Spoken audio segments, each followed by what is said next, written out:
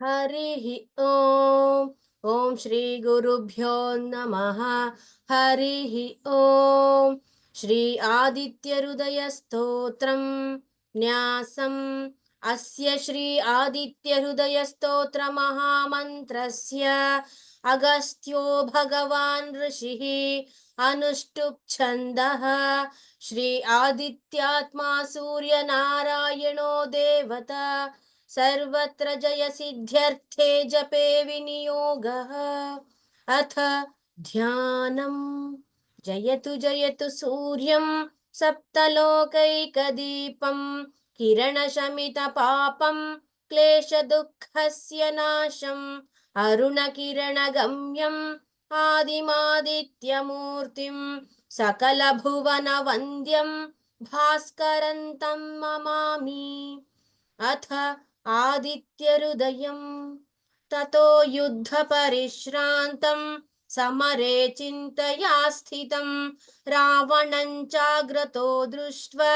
युद्धाय समुपस्थितं दैवतैश्च समागम्य द्रष्टुमभ्यागतोरणम् उपागम्याब्रवीद्रामम् अगस्त्यो भगवान् ऋषिः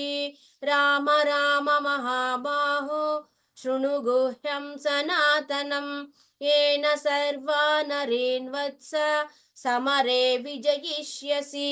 आदित्यहृदयं पुण्यं सर्वशत्रुविनाशनं जयावहं जपेन्नित्यम् अक्षय्यं परमं शिवं सर्वमङ्गलमाङ्गल्यं सर्वपापप्रणाशनं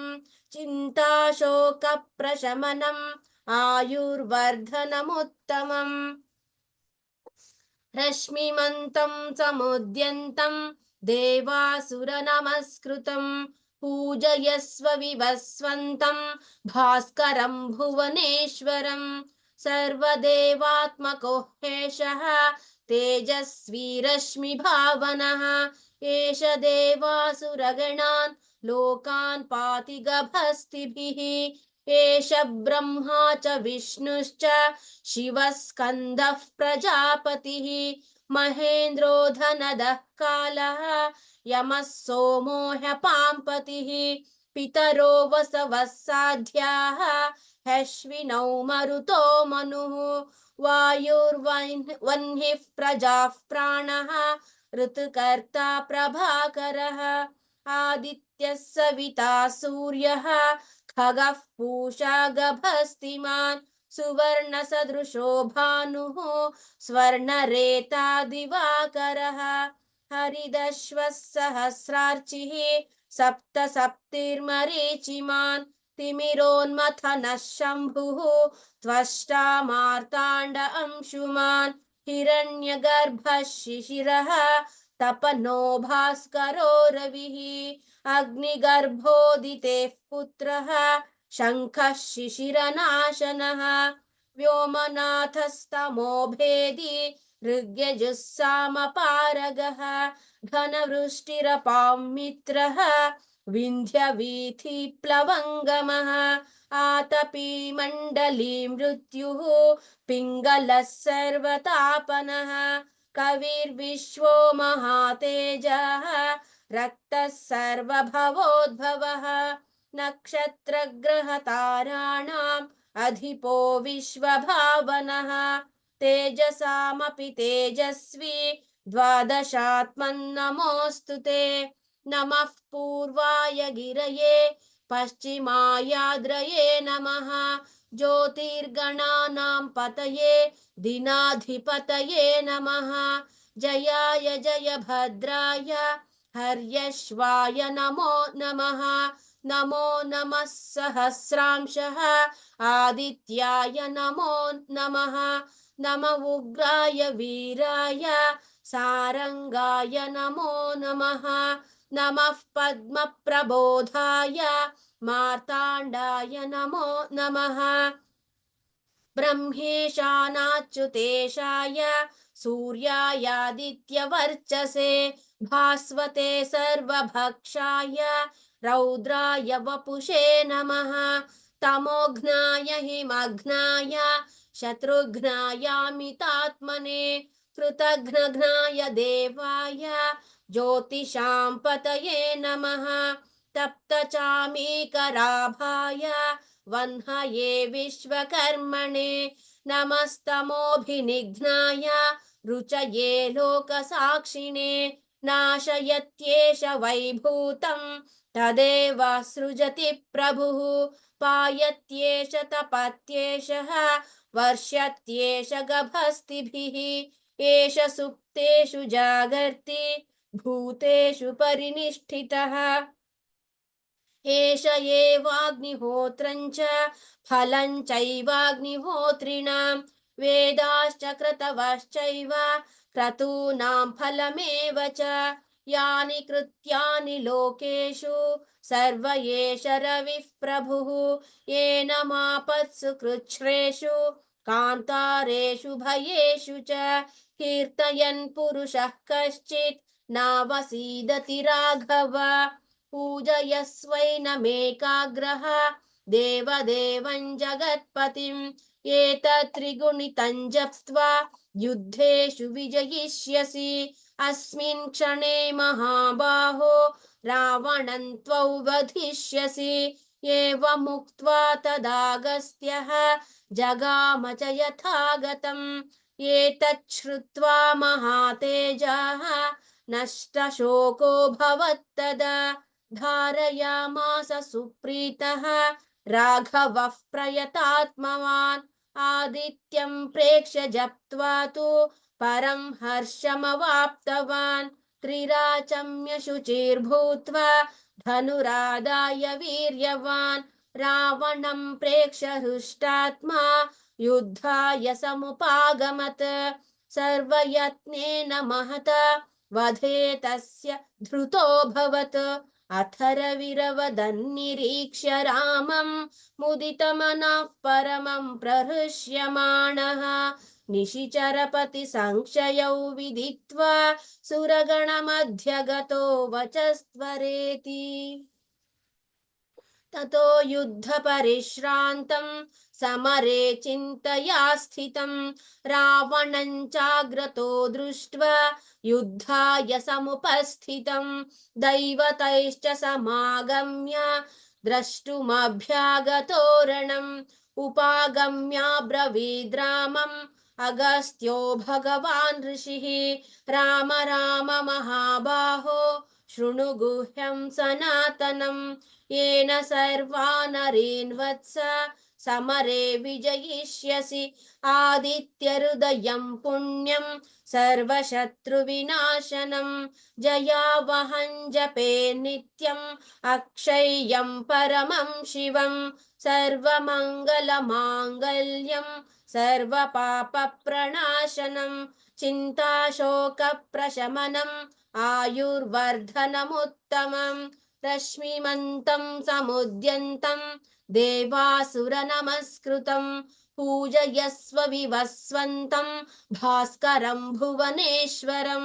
सर्वदेवात्मको ह्येषः तेजस्वी रश्मिभावनः एष देवासुरगणान् लोकान् पाति गभस्तिभिः एष ब्रह्मा च विष्णुश्च शिवः स्कन्दः प्रजापतिः महेन्द्रो धनदः कालः यमः सोमो ह्यपाम्पतिः पितरो वसवः साध्याः ह्यश्विनौ मरुतो मनुः वायुर्वह्निः प्रजाः प्राणः ऋतुकर्ता प्रभाकरः आदित्यः सविता सूर्यः खगः पूषा गभस्तिमान् सुवर्णसदृशो भानुः स्वर्णरेता दिवाकरः हरिदश्वः सहस्रार्चिः सप्त सप्तिर्मरीचिमान् तिमिरोन्मथनः शम्भुः त्वष्टा मार्ताण्ड अंशुमान् हिरण्यगर्भः शिशिरः तपनो भास्करो रविः अग्निगर्भोदितेः पुत्रः शङ्खः शिशिरनाशनः व्योमनाथस्तमो भेदी ऋग्यजुस्सामपारगः घनवृष्टिरपां मित्रः विन्ध्यवीथिप्लवङ्गमः आतपी मण्डली मृत्युः पिङ्गलः सर्वतापनः कविर्विश्वो महातेजः रक्तः सर्वभवोद्भवः नक्षत्रग्रहताराणाम् अधिपो विश्वभावनः तेजसामपि तेजस्वी द्वादशात्मन्नमोऽस्तु ते नमः पूर्वाय गिरये पश्चिमायाद्रये नमः ज्योतिर्गणानां पतये हर्यश् दिनाधिपतये नमः जयाय जयभद्राय हर्यश्वाय नमो नमः नमो नमः सहस्रांशः आदित्याय नमो नमः नम उग्राय वीराय सारंगाय नमो नमः नमः पद्मप्रबोधाय मार्ताण्डाय नमो नमः ब्रह्मेशानाच्युतेशाय सूर्यायादित्यवर्चसे भास्वते सर्वभक्षाय रौद्राय वपुषे नमः तमोघ्नाय हिमघ्नाय शत्रुघ्नायामितात्मने कृतघ्नघ्नाय देवाय ज्योतिषां पतये नमः तप्तचामीकराभाय वह्नये विश्वकर्मणे नमस्तमोभिनिघ्नाय रुचये लोकसाक्षिणे नाशयत्येष वैभूतं तदेव सृजति प्रभुः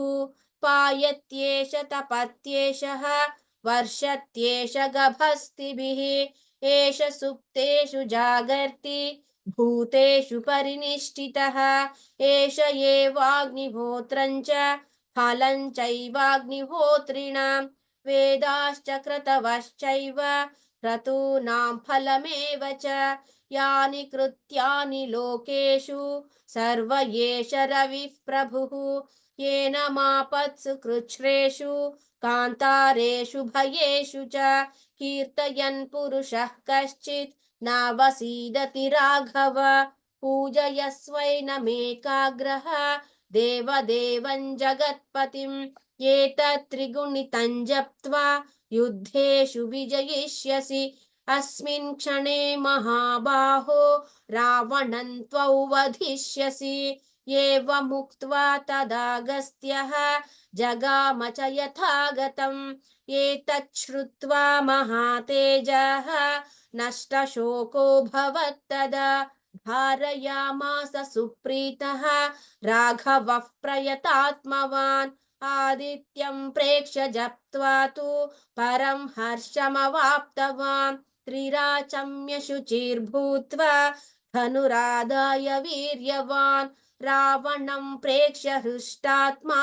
युद्धाय समुपागमत् सर्वयत्नेन महता वधे तस्य धृतोऽभवत् अथर्वविरवदन्निरीक्ष्य रामं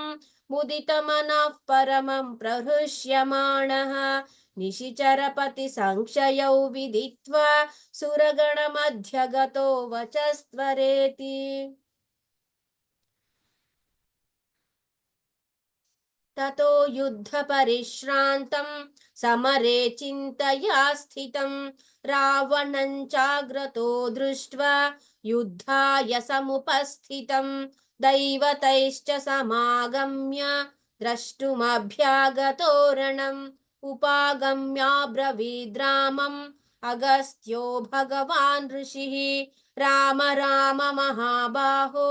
शृणु गुह्यं सनातनम् येन सर्वानरेन् वत्स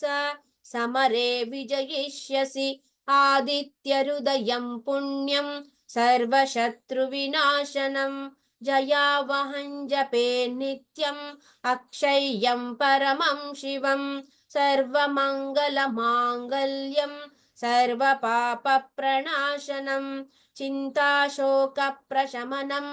आयुर्वर्धनमुत्तमम् रश्मिमन्तं समुद्यन्तं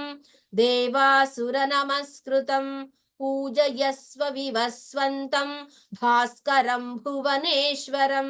सर्वदेवात्मको ह्येषः तेजस्वी रश्मिभावनः एष देवासुरगणान् लोकान् पाति गभस्तिभिः एष ब्रह्मा च विष्णुश्च शिवः स्कन्दः प्रजापतिः महेन्द्रो धनदः कालः यमः सोमो ह्यपाम्पतिः पितरो वसवः साध्याः ह्यश्विनौ मरुतो मनुः वायुर्वह्निः प्रजाः प्राणः ऋतुकर्ता प्रभाकरः आदित्यः सविता सूर्यः खगः पूषा गभस्तिमान् सुवर्णसदृशो भानुः स्वर्णरेता दिवाकरः हरिदश्वः सहस्रार्चिः सप्तसप्तिर्मरीचिमान् तिमिरोन्मथनः शम्भुः त्वष्टा मार्ताण्ड अंशुमान् हिरण्यगर्भः शिशिरः तपनो भास्करो रविः अग्निगर्भोदितेः पुत्रः शङ्कः शिशिरनाशनः व्योमनाथस्तमो भेदी ऋग्यजुस्सामपारगः घनवृष्टिरपां मित्रः विन्ध्यवीथिप्लवङ्गमः कातपी मण्डली मृत्युः पिङ्गलः सर्वतापनः कविर्विश्वो महातेजाः रक्तः सर्वभवोद्भवः नक्षत्रग्रहताराणाम् अधिपो विश्वभावनः तेजसामपि तेजस्वी द्वादशात्मन्नमोऽस्तु ते नमः पूर्वाय गिरये पश्चिमायाद्रये नमः ज्योतिर्गणानां पतये दिनाधिपतये नमः जयाय जयभद्राय हर्यश्वाय नमो नमः नमो नमः सहस्रांशः आदित्याय नमो नमः नम उग्राय वीराय सारंगाय नमो नमः नमः पद्मप्रबोधाय मार्ताण्डाय नमो नमः ब्रह्मेशानाच्युतेशाय सूर्यायादित्यवर्चसे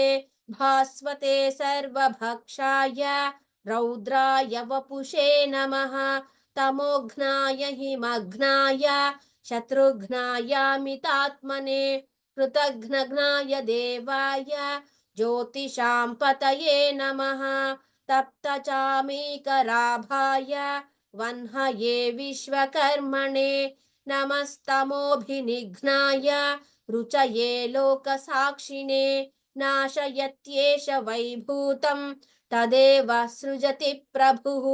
पायत्येष तपत्येषः वर्षत्येष गभस्तिभिः एष सुप्तेषु जागर्ति भूतेषु परिनिष्ठितः एष एवाग्निहोत्रं च फलं चैवाग्निहोत्रिणां वेदाश्च क्रतवश्चैव क्रतूनां फलमेव च यानि कृत्यानि लोकेषु सर्व एष रविः प्रभुः येन मापत्सु कृच्छ्रेषु कान्तारेषु भयेषु च कीर्तयन् पुरुषः कश्चित् नावसीदति राघव पूजयस्वैनमेकाग्रः देवदेवं जगत्पतिम् एतत्त्रिगुणितं जप्त्वा युद्धेषु विजयिष्यसि अस्मिन् क्षणे महाबाहो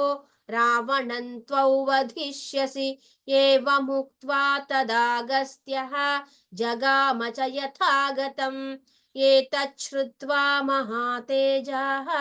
नष्टशोको भवत्तदा धारयामास सुप्रीतः राघवः प्रयतात्मवान् आदित्यं प्रेक्ष्य जप्त्वा तु परं हर्षमवाप्तवान् त्रिराचम्य शुचिर्भूत्वा धनुरादाय वीर्यवान् रावणं प्रेक्ष्य हृष्टात्मा युद्धाय समुपागमत् सर्वयत्नेन महता वधे तस्य धृतोऽभवत् अथर्वविरवदन्निरीक्ष्य रामं मुदितमनः परमं प्रहृष्यमाणः निशिचरपतिसंशयौ विदित्वा सुरगणमध्यगतो वचस्त्वरेति सूर्यं सुन्दरलोकनाथममृतं वेदान्तसारं शिवं ज्ञानब्रह्ममयं सुरेशममलं लोकैकचित्तं स्वयम् इन्द्रादित्यं नराधिपं सुरगुरुं त्रैलोक्यचूडामणिं विष्णुब्रह्मशिवस्वरूपहृदयं वन्दे सदा भास्करं भानो भास्करमार्ताण्ड चण्डरश्मे दिवाकर आयुरारोग्यमैश्वर्यं विद्यां देहि नमोऽस्तु ते इति श्रीमद्वाल्मीकिरामायणे युद्धकाण्डे सप्तोत्तरशततमसर्गात्मकम् आदित्यहृदयस्तोत्रं सम्पूर्णम् हरिः ओम्